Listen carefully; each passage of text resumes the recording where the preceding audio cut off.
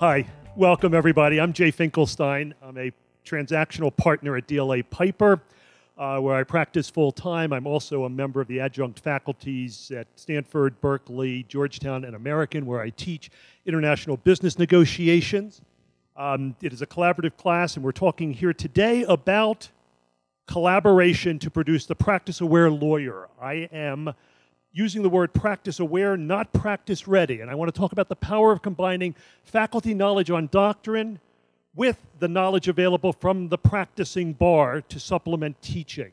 We know that experiential learning is more engaging, deepens thinking, improves retention, and facilitates application to new contexts. Students need more practical skills training, and adding practice aspects to classes may benefit from additional resources. Imagine collaborative learning opportunities among students working together between classes that are partnered, between law schools where a litigation or transactional simulation is partnered with each side represented by one school, replicating practice, enhancing the learning experience for the students. There's a joint responsibility in teaching practical skills. Both the academy and practitioners acknowledge the skills gap. Both the academy and the practicing bar must collaborate to bridge the gap. We need to work together to make the practice-aware lawyer possible. What is being done? Law firms have already been experiencing with new training models for their new associates. Drinker Biddle adopted an extended boot camp for new associates. It goes for 4 to 6 months. Milbank developed its practice with Harvard to teach financial skills to new lawyers. And DLA Piper uses extended pro bono training as well as boot camps. The academic changes have occurred. Law schools are experiencing with new practical skills classes, and the ABA and the California Bar are mandating new experiential learning requirements.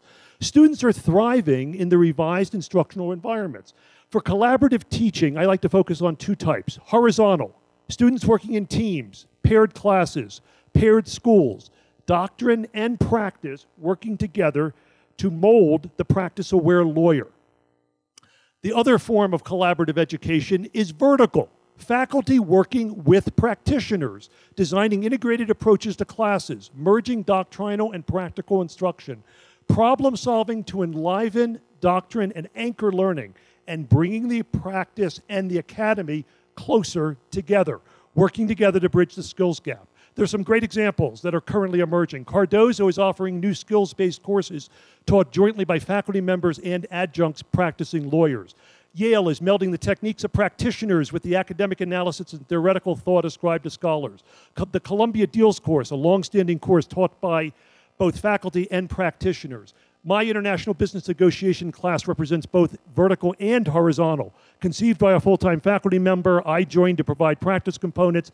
We authored a joint textbook on the class, and it is taught collaboratively between 2 schools, each representing one side of the transaction.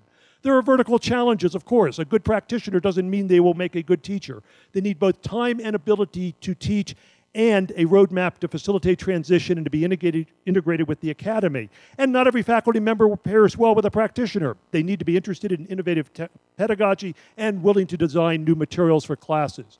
There are horizontal challenges as well.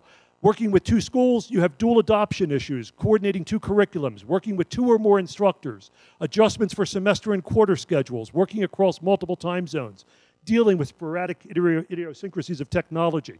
But look at the power of bringing schools together, working coast to coast, across oceans, across time zones. These are the schools that have already partnered to offer the International Business Negotiations class.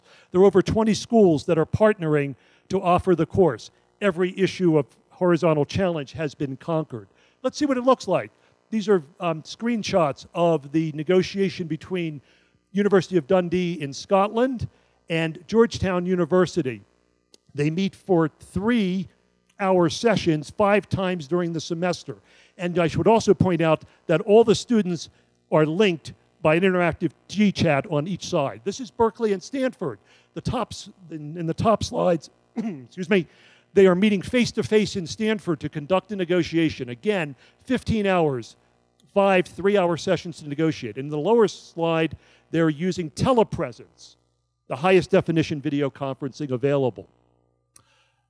Student perspective. Students love the experience. You can read about how to drive your whole life, but until you step stuck behind the wheel of a car, you don't know what it is to drive. These classes put you in the driver's seat. Vertical and horizontal collaborative efforts replicate the reality of practice in the controlled environment of the classroom. They create the practice-aware lawyer, and they deliver the keys to success. Let's see it live. Is that it should be a pro rata basis based upon the amount of financing that is placed into the JV by both parties. Yeah, but looking back to your letter of intent, it was expressly stated that it must reflect an equitable contribution and not a pro rata capital contribution. So in your implied equitable contributions, what are you proposing that MCC is supplying here that should be placed on the balance sheets as far as a contribution? Vertical and horizontal collaboration to create the practice-aware lawyer. Thank you.